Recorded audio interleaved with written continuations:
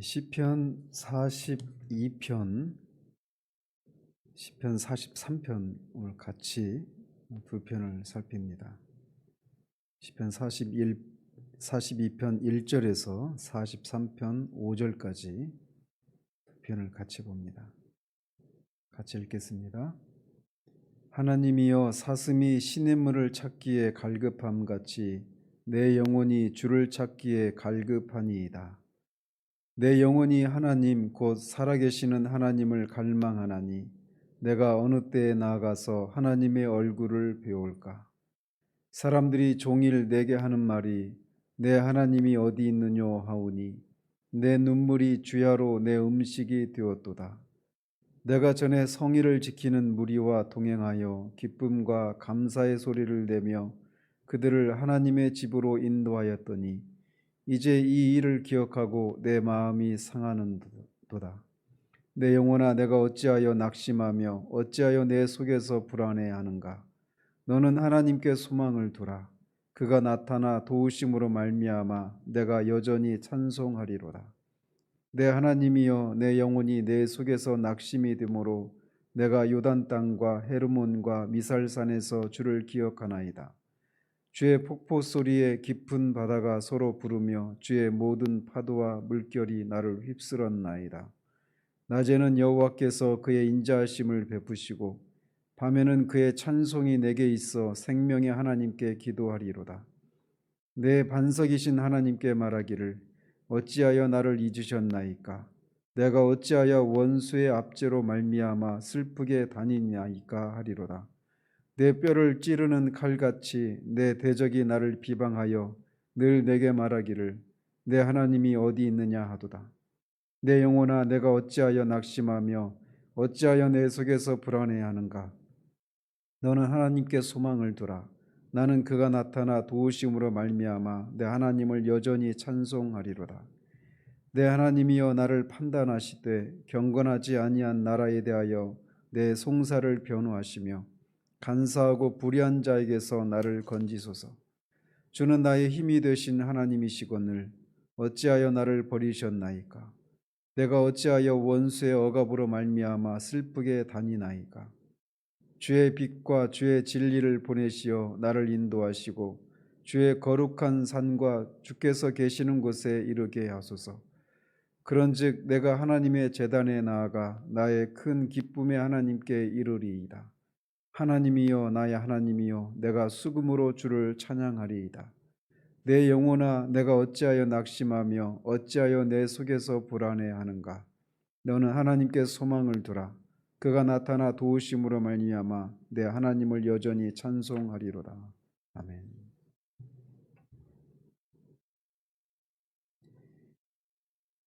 이 시편 42편과 43편은 본래 하나의 시인데 편집을 위해 그런 편의상 두 개의 시로 이렇게 나누어서 수록했다라고 하는 것이 많은 학자들의 의견입니다. 이 두 시편이 하나의 시다라고 하는 그 근거로 방금 읽으신 것처럼 42편 5절과 11절 또 43편 5절이 같은 후렴구가 반복이 되고 있습니다.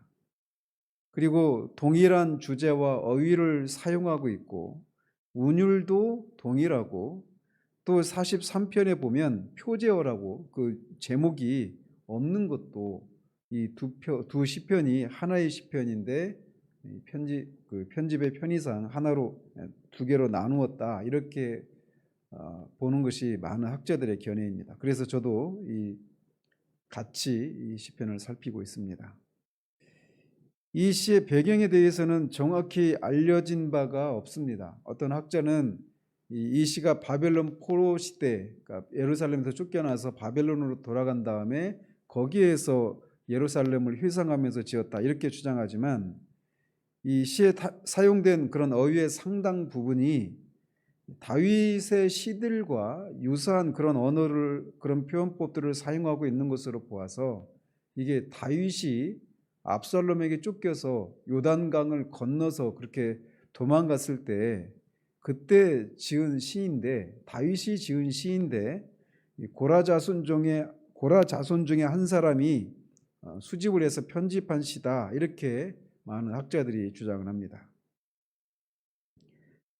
그래서 이 시는 시인이 예루살렘을 떠나 있는 중에 하나님의 성도인 시온을 사모하면서 하나님께 나아가기를 소망하며 노래한 소위 시온시입니다.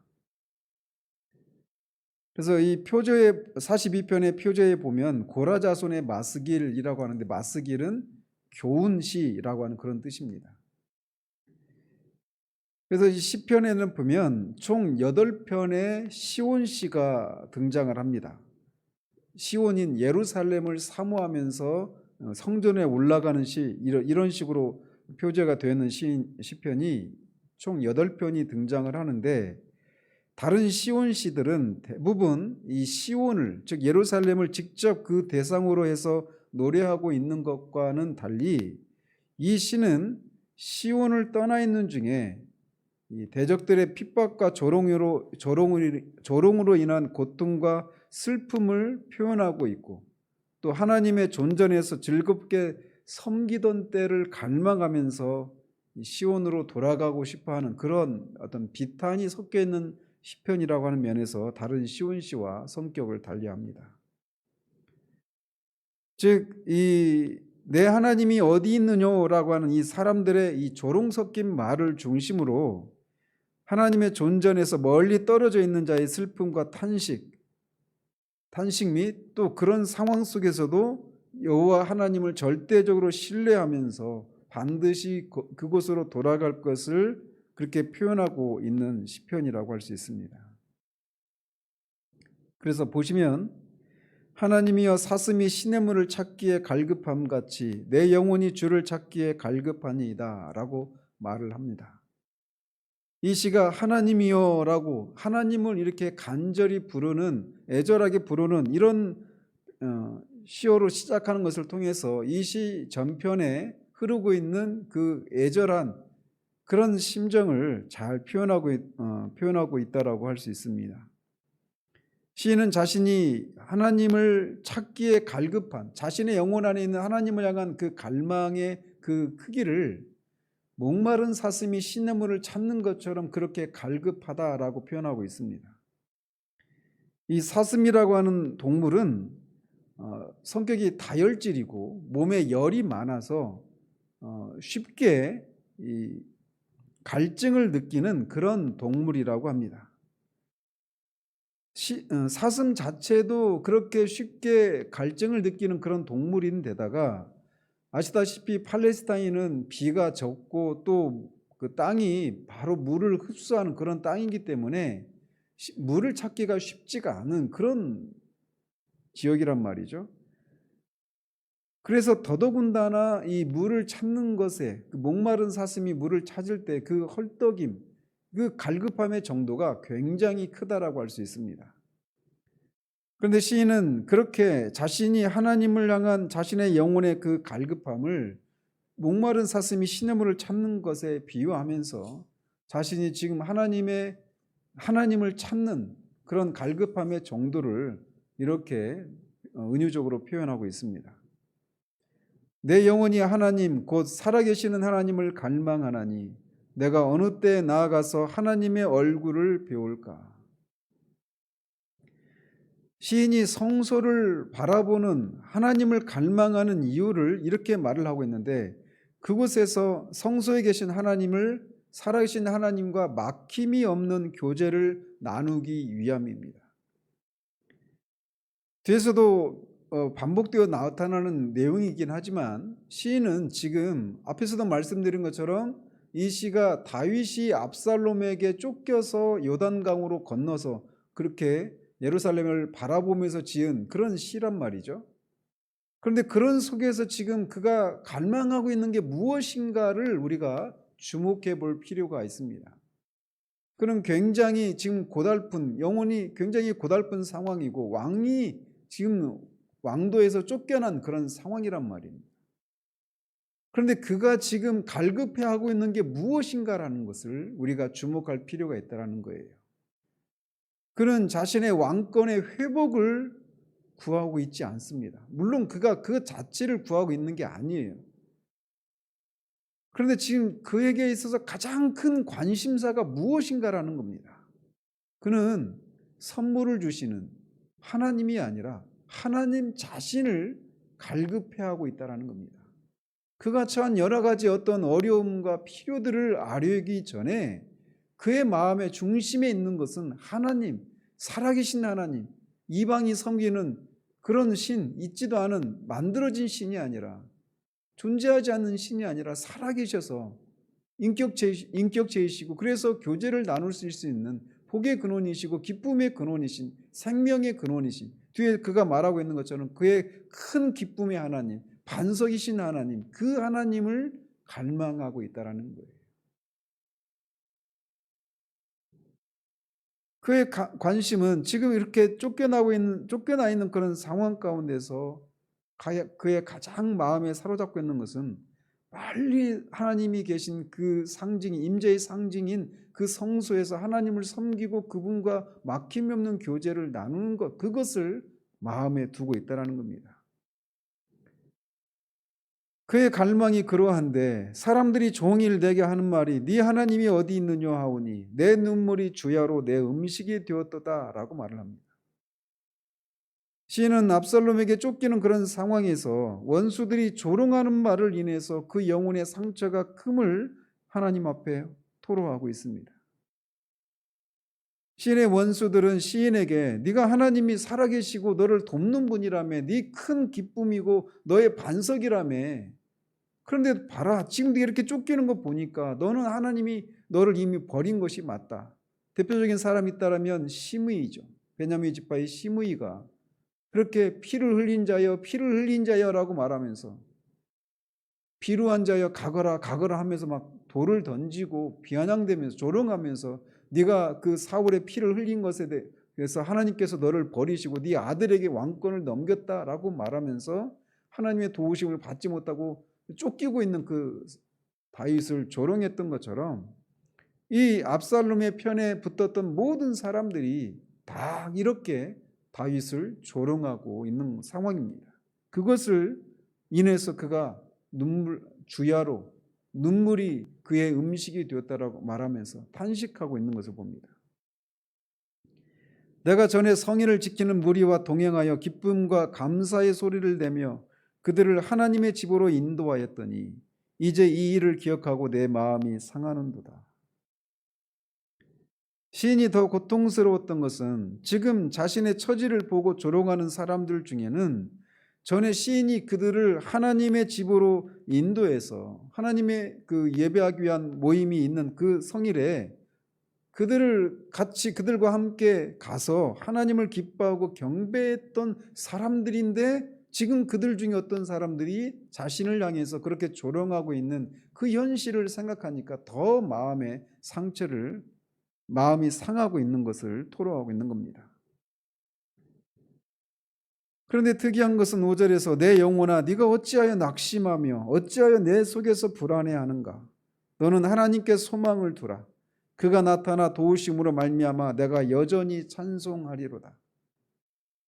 그는 그렇게 이런 상황을 인해서 낙심하고 마음이 상한 상태 가운데 있는데 그런 상황 가운데서 하나님 앞에 자신의 처지를 아뢰고 있을 뿐만 아니라 낙심하고 있는 자신의 영혼을 향해서 그가 그렇게 일종의 설교를 하고 있는 것을 보게 됩니다.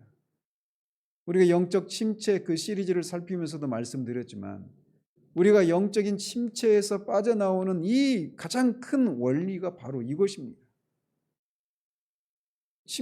영적인 침체에 빠져있는 당사자가 우리 자신임에도 불구하고 우리가 또 다른 주체가 되어서 우리 영혼에게 우리가 설교하는 거예요. 일종의 영적인 침체에서 빠져나오는 원리가 바로 이러합니다.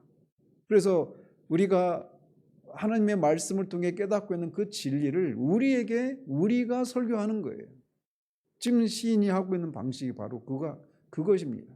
어찌하여 내 자신의 영혼을 향해서 어찌하여 네가 내 속에서 낙심하느냐, 여전히 하나님께 우리가 소망을 둬야 되지 않느냐라고 말하면서 자신의 영혼을 스스로 채근하고 있는 것입니다. 내 하나님이여 내 영혼이 내 속에서 낙심이 되므로 내가 유단 땅과 헤르몬과 미살산에서 주를 기억하나이다. 지금 시인은 요단강을 건너가 있는 상황입니다. 그러면서 이 헤르몬산은 그 이스라엘의 그 북쪽에 있는 그런 산이고, 미살산은 거기에 붙어 있는 작은 언덕입니다. 그래서 지금 요단강 건너에서 지금 건너가서 헤르몬산과 미살산 그 근처에서 지금 예루살렘을 바라보면서 하나님 앞에 이렇게 호소하고 있는 거예요. 그곳에서 지금 이 하나님을 예배할 수 없는 그런 상황 가운데서 하나님을 기억하면서 그 하나님을 섬기는 그때를 추억하며 그리워하고 있는 겁니다. 주의 폭포 소리에 깊은 바다가 서로 부르며 주의 모든 파도와 물결이 나를 휩쓸었나이다. 시인은 지금 원수들에게 쫓겨서 지금 이렇게 요단강 건너편으로 쫓겨나고 있는 그런 상황 가운데 그 원수들이 자신의 왕권을 찬탈하고 죽이려고 하는 이런 위험을 주의 마치 폭포 소리에 또 파도가 이렇게 엄몰하는 그런 것에 비유하면서 그 속에 폭포 속에 또 파도 속에 자신이 잠겨서 죽을 수도 있는 그런 위험에 빠져 있다라고 이 시청각적인 그런 표현을 통해서 그렇게 표현하고 있습니다. 그런데 특이한 것은 분명히 원수들이 다윗이 지금 처한 그 상황은 원수들이 자신을 죽이려고 한 그런 상황인데 그거를 폭포 소리 또 파도 소리에 바다의 물결에 이렇게 비유하고 있는데 그것에 비유하고 이 환란을 주의 폭포 소리, 주의 모든 파도 이렇게 표현하고 있어서 이 배후에 하나님께서 이것을 허락하셨다라고 하는 사상을 묘사하고 있는 것입니다. 낮에는 여호와께서 그의 인자하심을 베푸시고 밤에는 그의 찬송이 내게 있어 생명의 하나님께 기도하리로다. 이렇게 시인은 심한 고통 속에서 내 하나님이 어디 있느냐라고 하는 사람들이 이 조롱하고 있는 상황 속에서 그가 하나님을 신뢰하고 있음을 더 확고히 그 하나님을 신뢰하고 있음을 이런 표현을 통해 묘사하고 있는 것을 봅니다. 여기서 낮은 여호와께서 인자를 베푸셔서 시인을 구원하시는 회복의 때를 의미하고 밤은 아직 구원이 임하지 않은 환란의 때를 상징합니다.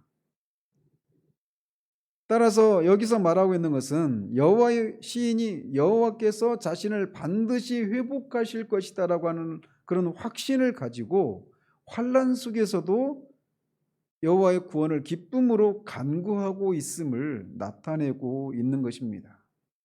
따라서 이후에 나오는 그런 절 속에서 그가 처한 상황 분명히 낙심되고 절망할 수밖에 없는 상황임에도 불구하고 그가 끊임없이 붙들고 있는 것이 여호와께서 반드시 자신을 구원하실 것이다 라고 하는 그런 소망을 품고 그런 속에서 하나님을 끝까지 바라보고 있는 그런 내용들이 전개되고 있는 겁니다. 내 반석이신 하나님께 말하기를 어찌하여 나를 잊으셨나이까? 내가 어찌하여 원수의 압제로 말미암아 슬프게 다니나이까 하리로다. 그는 그렇게 하나님 앞에 밤에 하나님 앞에 기도하기를 이렇게 어찌하여 나를 잊으셨고 내가 어찌하여 원수의 압제로 말미암아 슬프게 다니나이까 이렇게 하나님 앞에 기도한다라고 말을 하고 있어요. 즉 지금 이 언뜻 보면 이것은 하나님 앞에 질문의 형태를 드리고 있지만 사실은 그가 나의 반석이신 하나님께 이렇게 기도한다라고 말을 하고 있어서 하나님은 나의 반석이셔서 즉 원수들이 나를 공격할 때 나를 안전하게 보호하시는 그런 안전하고 견고한 그런 분이 구원의 하나님이신데 그 구원의 하나님께서 어떻게 나를 이렇게 원수들이 압제 아래 그냥 두고 관망만 하시고 계십니까? 이렇게 표현하고 있어서 결국 간접적으로는 하나님께 자신을 구원해 주실 것을 호소하고 있는 것입니다. 내 뼈를 찌르는 칼같이 내 대적이 나를 비방하여 늘 내게 말하기를 내 하나님이 어디 있느냐 하도다. 또다시 내 하나님이 어디 있느냐라고 하는 이 대적들의 조롱의 말이 여호와 하나님만을 갈망하고 있는 그 시인의 이 마음을 칼을 찌르듯이 그렇게 고통스럽게 다가오고 있음을 토로하고 있는 것입니다. 즉 시인은 이렇게 원수들의 이 조롱의 말처럼 역설적으로는 자신이 하나님께 버림을 받은 것이 아니라고 하는 이런 것을 하나님 앞에 호소하고 있는 거예요. 다시금 11절에 이 5절에서 말했던 그것이 다시 후렴이 반복됩니다. 내 영혼아 네가 어찌하여 낙심하며 어찌하여 내 속에서 불안해하는가. 너는 하나님께 소망을 두라. 나는 그가 나타나 도우심으로 말미암아 내 하나님을 여전히 찬송하리로다. 그래서 여전히 그렇게 극심한 원수들의 그 조롱의 말들을 인해서 하나님이 너의 반석이신데 어떻게 네가 지금 이렇게 쫓기고 있느냐라고 말하면서 네 하나님이 과연 어디 있느냐, 이런 조롱의 말을 인해 찢기고 있는 그 심정을 인해서 낙심할 수밖에 없는 상황인데도 불구하고 자신의 영혼을 향해서 이렇게 낙심하지 말 것을 그렇게 독려하고 있는 것을 봅니다. 하나님이여 나를 판단하시되 경건하지 아니한 나라에 대하여 내 송사를 변호하시며 간사하고 불의한 자에게서 나를 건지소서. 여기서 시인이 말하는 경건하지 아니한 나라는 꼭 이방 나라만을 말하는 것이 아니라 1차적으로는 자신에게 무자벽에 굴고 있는 그 대적들, 그 압살롬의 군대를 가리키고 더 넓게는 하나님을 경외하는 의인을 핍박하고 대적하는 불의한 세상의 악인들 전체를 가리킨다고 할 수 있습니다. 따라서 하나님께서 그 나라들 앞에서, 그런 사람들 앞에서 자신을 구원하시는 것을 통해서 그래서 하나님께서 공의로 자신을 송사하고 재판하시는 하나님이시고 그들의 판단이 잘못됐다라고 하는 것을 입증해 주실 것을 호소하고 있는 것입니다. 주는 나의 힘이 되신 하나님이시거늘 어찌하여 나를 버리셨나이까. 내가 어찌하여 원수의 억압으로 말미암아 슬프게 다니나이까.